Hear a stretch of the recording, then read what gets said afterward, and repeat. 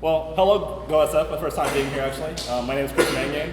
I work on the Go language team at Google on the compilers and toolchains. Particularly, I work on Gccgo under Ian Lance Taylor, I suppose. And last week I was at GopherCon and talked to a lot of people about Gccgo, and I started to learn that general information about Gccgo is not available apparently. No one actually knows where it came from, why it exists, or why it's actually useful. So I thought it'd be interesting to talk about these sorts of things, answer those questions, and also talk about the future Gccgo and some of the improvements we've added to it over the last 2 years since I've been working at Google. So the first question you might want to ask yourself is, what is Gccgo? And the answer to that is, it's just a Go compiler that leverages GCC for its compilation power, things like automations and cogeneration. It was written by Ian Lance Taylor and it's currently maintained by him. But informally, it's known as the other Go compiler. So people know about the Go compiler, and the Gccgo is the other Go compiler. So I'll accept that name as well, it's okay. Gccgo is kind of a little bit of a tongue twister anyways. But really what Gccgo is, it's a compiler front for Go written in C++ that targets GCC. And so this diagram kind of breaks it down a little bit. So when I'm talking about Gccgo, what I'm really talking about is this Go front end that contains a variety of tools, including a parser, importer, exporter, some passes that do semantic analysis on Go code, and also our own implementation of the Go runtime itself. So when you actually invoke Gccgo, if you've ever done that, I don't know who's actually done that, but if you've ever done that, you actually, okay, back there someone has, cool. Yeah, what you actually are doing is you're passing your Go source code into the Go front end, and what it's going to do is translate that into GCC's intermediate representation. That's called GIMPL. Then we feed this GIMPL into GCC, and it magically produces some optimized binary. That's what Gccgo is, and that's how it works. If you don't understand any of this, or you've never heard of this before, don't worry, because it turns out the Go team had no idea what this was either when it first came out. According to Rob, Ian just showed up at their door with a fully working compiler, and I like to imagine what that looked like, and so I had this visualization of Go frontend being produced, the Gorst representation. This is Ian actually creating the entire Go source tree in one day or something. He's that kind of person. That's kind of hard to see, but it's okay.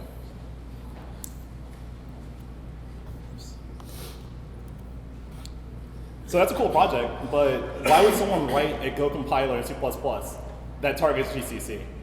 And it's kind of hard to see the reason behind it now the Go compilers and the toolchain are actually really sophisticated. But we need to go back in time actually to when the Go compiler, or Gccgo was released, and look at the state of time then. So one reason why you might want to use Gccgo is to support many architectures. So looking back to when Gccgo was released in 2009, the Go compiler supported 4 architectures that are major, namely 386, x64, ARM, and there was some power work being done there. Meanwhile, at the same time, Gccgo 2009 supports 45 architectures officially and 28 architectures unofficially. So by leveraging GCC, we actually get all of these architectures for free, basically. And so we actually do very little work writing architecture reports for new architectures, because it's already there in GCC. So that's one reason why we might want to use the C++ compiler that goes to GCC. Another reason is cogeneration. So GCC has been around for almost 30 years now, and they've spent all that time working on code analysis, optimizations, and generation. Whereas Go compiler recently has been looking into this kind of stuff, but it's not very sophisticated yet. The only work we have right now is Keith Randall's work on making the Go compiler use SSA as a backend. So by leveraging GCC, we actually don't spend a lot of time trying to produce optimal binaries. GCC already has hundreds of passes that it takes on GIMPL code to actually make binaries be optimal. And the third reason I like to say is kind of a philosophical reason, and it's this idea of technical honesty. So when you have one implementation of a certain product, it's really easy to believe that, oh, it's bug-free, every feature works inside of it, there's nothing wrong with this, right? As soon as you have 2 and they have different ideas, you start seeing that they don't do the same thing anymore. So one of them is wrong, or the specification is wrong. So I guess the point here is that once you have distinct implementations, you start to see these inconsistencies, you try to figure out where they came from. So it's either that one of the implementations of the compilers is wrong in some way, or it could be the language spec itself is not clear in situations. And we found situations using Gccgo. So if you're a compiler maintainer, you're a language spec writer, this is a really great process for you. This is awesome. Well, now I can validate my designs, right? But let's think about it another way as well. If you're a user of these two different compilers, you want to use the one that generates better code for your project, ideally. And so as soon as people start using my compiler because it generates better code, the other compiler is now forced to keep up with me. They have to keep the same features that I do. And so what you end up getting is this kind of feature parity within the compilers where they copy each other's ideas. And the big idea here is that overall, the result is better compilers that generate better binaries. And as the cycle, and as it keeps going on, you kind of get this virtuous cycle where now my compiler generates as good as code as the other compiler. I need to do better. And as soon as I do better, it has to do better, and so on and so forth. So for the user, having these two compilers competing with each other means that you get better binaries overall, which is what you want, I think. So now that we understand what Gccgo is and why it's useful, maybe why you would want to use it, let's kind of step back and look at some of the improvements we've added over the last couple of years to make Gccgo a better compiler overall. Here's some things that I've been working on over the last year at least. And one of them is the Go front end, which I mentioned earlier, is the thing that we actually use to generate this GIMPL code we feed in GCC. It no longer depends on GCC anymore. Instead, now the Go front end provides a backend interface that GCC implements. And so this is kind of a little code snippet that demonstrates the idea here. So what we're trying to do here is generate the code for an integer constant. So imagine the statement a : = 1. A is like a variable, the 1 is some kind of constant expression. And we're generating the code for that constant expression. And it's that simple in Gccgo. So in the past, we used the GIMPL, or the GCC internal API, which uses this tree value stuff, to actually build this integer constant. But now we just actually rely on the backend, whoever that is, could be any compiler, to actually give us whatever integer constant expression is. And then in the backend, it has a very simple function that generates this. It's a few lines of code. So this is actually really major. What's significant about this is that now the Go front end can be plugged into any C++ compiler backend. So, I mean, I think everyone's thinking LLVM right now, because I am too. That's really the idea here, is that now we can actually use the Go front end in other compilers that may come to exist in the future. And that's important because the Go front end already does a lot of the work that we need. The only thing that's important is generating the code. The second thing that's really important is Gccgo now builds the Go tool by default, which is pretty awesome. If you ever used GCC in the past or Gccgo, it becomes really annoying once you have to actually build large libraries. You have to know a lot about what to include, what source code, where the source code lives at, what libraries to include. You have to also worry about linking object files together. There's a lot of nastiness there. But the Go tool is easy to use. You type go build, go run, go test, and it just works automatically, right? So now, whatever compiler you actually install, it comes with the Go tool. So now you have this one single way to build Go source code across multiple compilers. And you don't even notice. There's no difference here. The only difference you see here is that Go version reports Gccgo as the actual compiler. And no one else knows the difference. The code runs the same. If you want to pass flags to Gccgo, there's a -Gccgo flags option. Here I'm passing fgo optimize allocations. That turns on state analysis within Gccgo.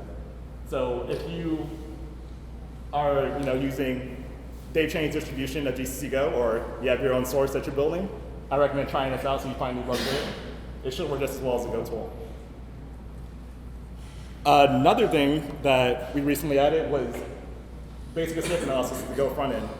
So in the past, Gccgo did not actually run escape analysis on code. Let me get into details about this. So the analysis that we have in Gccgo right now is implementation of a paper called Escape Analysis in Java, written by John Choi.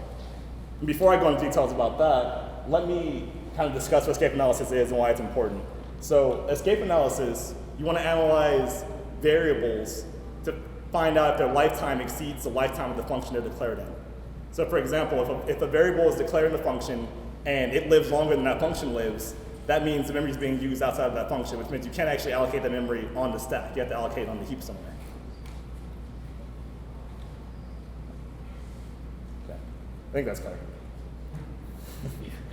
So anyways, let me try to explain the Choi algorithm very simply. So Choi algorithm is very straightforward. The idea is you take your entire program and you make a call graph. A call graph models the connection between all callers and all callees. So in this example, main is a function that gets called, but it's a caller of f. So f is the callee of main. So my connection graph models this relationship. So basically here with these boxes at the domain, in my call graph there would be a link between f and main saying that they're connected in some way, particularly that main calls f. After you make your call graph in the chill algorithm, you then want to go to every function in your call graph and make what's called a connection graph. A connection graph models the connectivity between all objects in every function. So what you're actually modeling here is what objects' lifetimes are related to each other. Remember, the entire point of this is that we actually analyze the lifetime of certain variable within a function, right? After that, after you have that connection graph, then you do this kind of reachability analysis, because we say that if the lifetime of some object exceeds the lifetime of its function, then anything it connects to also exceeds the lifetime of its function. So here we have this global variable that connects to I, and so global variables are actually pretty special. They always escape to the heap. There's no way to actually allocate a global variable on the stack. It has to go somewhere, remember, especially a pointer here. There's no function that it belongs to, there's no lifetime, so it just belongs on the heap somewhere. And here in function f, we have this parameter I, and we set the value of I to whatever, or we set global to the value of I. So that means that global and I now have some connection within each other. Particularly, their lifetimes are now related to each other. So the parameter I in function f now escapes from f into global. Because of our analysis, though, we're also able to see the relationship between the callers and the callees. So we realize that in main, there's this A object that we call f with. So now I and A have a connection as well. They're the same object, basically. So through our analysis, we'll look and see that global touches I, touches A. Global escapes to the heap, therefore I and A escape to the heap. So with this analysis turned on, we would actually realize that A cannot be allocated on the stack, it has to be heap allocated. If that were not the case, though, we can actually allocate A on the stack somewhere and save an allocation. So this is all kind of memory allocation issues. And if you have questions about this stuff, ask me later, because I'm really kind of going right past it. There's a lot more detail than this. This is a very simple example. Okay. So those are things we've been doing to actually improve the Gccgo compiler over the last couple of years, but we're still kind of behind when it comes to feature parity with the Go compiler. And so I'm going to talk a little bit about what we're doing to keep up and what some of the problems we're facing are. So one of the problems right now is that the runtime and the garbage collector for Gccgo are just out of date. We're not in parity yet. So Gccgo runtime is actually a modified version of the Go 1.3 runtime. Recall, Go 1.5 is being released in August, so we're a little bit far behind, actually. There's reasons for this as well. There are a lot of changes from Go 1.3 to Go 1.4. Particularly in Go 1.4, most of the runtime was rewritten in Go. And so Gccgo, we have a modified version of the C runtime that used to be used in Go 1.3. And so it's not very straightforward to actually just accept that code without modification. It takes a little bit of work. Another difference is in Go 1.4, they actually changed the way that the garbage collector, they changed the type information the garbage collector expects from the compiler. So the compiler generates, whenever the compiler does an allocation, it generates type information. And the garbage collector expects to see that type information so it can understand what type something is on the heap or the stack or whatever. And Go 1.4 changed that type info, so it's actually very difficult to modify Gccgo to be up to 1.4 without modifying these couple of things. But those things aren't actually the most important problems. One of the biggest problems is that Go 1.3 changed the way that the stack might grow. So in Go 1.3, or 1.2 at least, there was this idea of segmented stacks or split stacks. Basically, when a stack got beyond a certain boundary, you split it into two stacks or make another stack and connect to each other. Since Go 1.3, we actually have contiguous stacks now. So the stack just kind of grows and you make a new stack that's twice as big or something if you need a new stack and copy all the pointers over. So in order to do that kind of operation, you need to be able to keep control. You need to be able to precisely know what's on the stack at all times and keep track of it the entire time. And to do that, you need a stack map. So a stack map records the location of all live variables given somewhere in the stack. So you look at some place in the stack and you say, is this still being used somewhere? Is there some pointer that points to this? I don't know. And they allow the garbage collector to be precise about what's actually on the stack at any given point. And because the garbage collector knows what's on the stack at any given point, when you actually grow the stack too large and you have to make a new stack, you can copy all the pointers over, you can readjust the pointers that point to that, and you can actually keep track of everything as if nothing happened.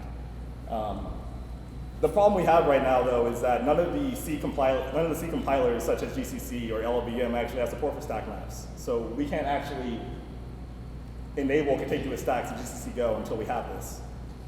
So that's one of the things holding us back right now. I think Ian's going to actually try to look at that, but it's going to take a lot of work.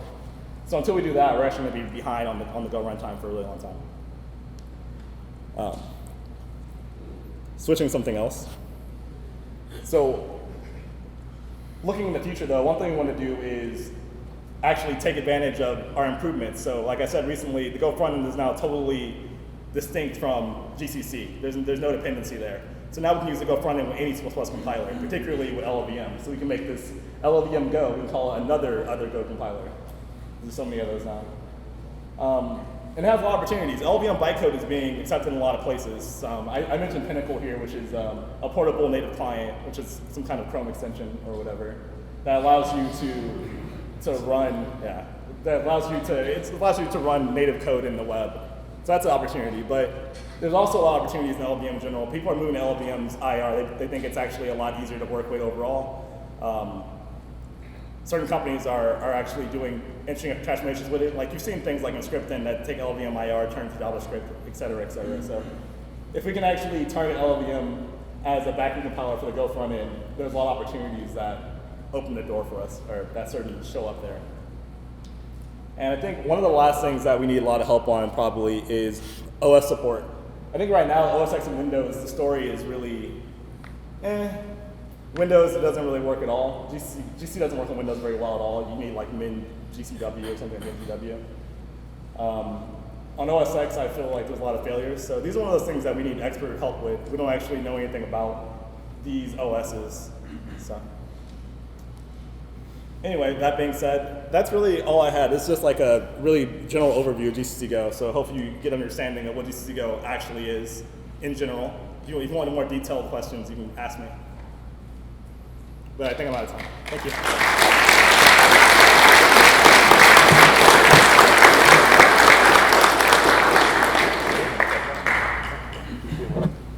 Yeah. I don't know how much time I have. Okay, are there any questions? I know that was really confusing. I can go back. Yes? So you mentioned LLVM Go. Is that just an idea, or are people actually working on this right now? Okay, so the question was, I mentioned LLVM Go, is that an idea or is that something someone's working on? So LLVM Go is idea for me, but there is a project called LLVM. Okay. Different approach. So there's another compiler called Go Types, written by Robert Griesemer. And LLGo uses Go Types to parse all as a compiler front end and use LLVM as a compiler backend. So there are projects that use LLVM as a backend compiler. So it is real. Okay. But LLVM Go is not real. Thank you. Any other questions? Yes? Do you know how many people use Gccgo now? I'm looking at Ian, he's no either. I know that Canonical uses LLVM. Where did they go? I know that Docker uses Gccgo, so does Canonical. IBM? Okay. Yeah, I don't know much of the corporate users. I mean, there's IBM, there's,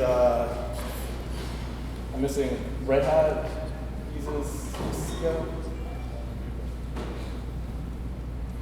Yeah, other than big companies, I don't really know. There's not really a good way to measure it. Good question, though. I should figure that out. Yes? Question. I mean, follow on to this using it. Is there a goal to, like, a roadmap that we can share in terms of, like, is it just going to be done to help you convince that, you know, everything is right with the language? You have an alternative compiler, or is there, like, a roadmap, or there's something you want? So the question was, is there going to be a roadmap for Gccgo? That So- you can share. That you can share. But I can share it. Well, I'm not doing that because I can't share it. So there's not a clear roadmap, I don't believe, other than trying to fix some of the issues I mentioned earlier. But there are other reasons to use Gccgo other than to prove that the compilers are actually correct. Another thing is GCC generates really good code overall. So if Gccgo can be up to date with the Go compiler, it should generate a lot better code, a lot better binaries for Go in general. And that will hopefully inspire the Go compiler team to, sorry, I'm asking I'm answering the question. No, that's fine. The reason I ask this is because, like, for instance, I remember in Java, I work for IBM, and we have multiple compilers and sonnet compilers and so on. And the reason that worked really nicely is because we were able to try things. So, for instance, we had the JAX compiler, which showed, really interesting stuff in research that you would not be able to do in a compiler that goes into production. So, I don't know if Google has the same intention, but for instance, like a lot of the people want generics in Go. Maybe that's an interesting area to try. Generics and a variety of different other features. Sure. So I don't know if you had that in mind. Is that the goal, or? So right now, there's no goal for experimentation right now. It's just to keep up with the Go compiler at this point because we're so far behind. After that, there's a lot of opportunity for that kind of thing. So there are people that have been working on things like generics who tried Gccgo and had an easier time with it, for example. So Gccgo is there to be experimented on. We don't say you shouldn't do that. But right now, the focus of the Gccgo compiler team, which is me and Ian basically, is to actually get up to date with the Go compiler. At that point, it's time to do some actual comparisons to figure out what works well, what doesn't. So for example, the escape analysis I'm talking about is a totally different implementation than the one inside the Go compiler. And so at some point, once we get up to parity with the Go runtime, we'll actually be able to do an apples-to-apples comparison and say which one is actually better. And so we're hoping to improve some of the basic some of the basic optimizations of both compilers by trying different implementations and seeing which one's better. And that gets into my second question. So, when you mention escape analysis, it's very interesting because I remember a lot of the work in Java doing this. But, what's the implication for the garbage collector, for instance, if you turn on escape analysis? Are you guys going to try things like generational garbage collection or more advanced garbage collection? In the literature, there's like a huge number of variety of different garbage collection. Sure. So I'll say, the question was about escape analysis, the expecting garbage collection, and then in general garbage collection ideas. So I want to say I'm not a garbage collection person. I'd rather talk to Rick Hudson about that kind of thing. I don't want to say anything about what Go is trying to do with garbage collection. He has a really good idea, but I don't. But in terms of escape analysis towards garbage collection, escape analysis is kind of known as compile time garbage collection. It actually reduces overhead for the garbage collector. If we can find places where you say new or you take the address of some variable that don't actually escape from the function that's declared in, then we can actually avoid allocating it on the heap, which means the collector just avoids collecting it entirely. So turning on escape analysis should make the garbage collector run better, faster. It should have less overhead for the garbage collector. And that's the big idea of what You should be able to switch different kind of garbage collection. That's true. That's maybe, but I don't know anything about that. Okay. Right now, the Go compiler is dedicated to making it really easy to run these things. In terms of where Java, which you might see is a lot of people are specialized in learning knobs for garbage collection. We don't really want that. We want it to be simple to use garbage collection and not worry about it, because it really gets in the way of what you're doing, which is writing an application, writing some service. So I think that's one of the ideas. Does that answer your question? Yeah. Okay. Any more questions? Okay. Well, thank you all for giving me a chance to talk. If it's too confusing, please ask me later if you have questions. Thank you.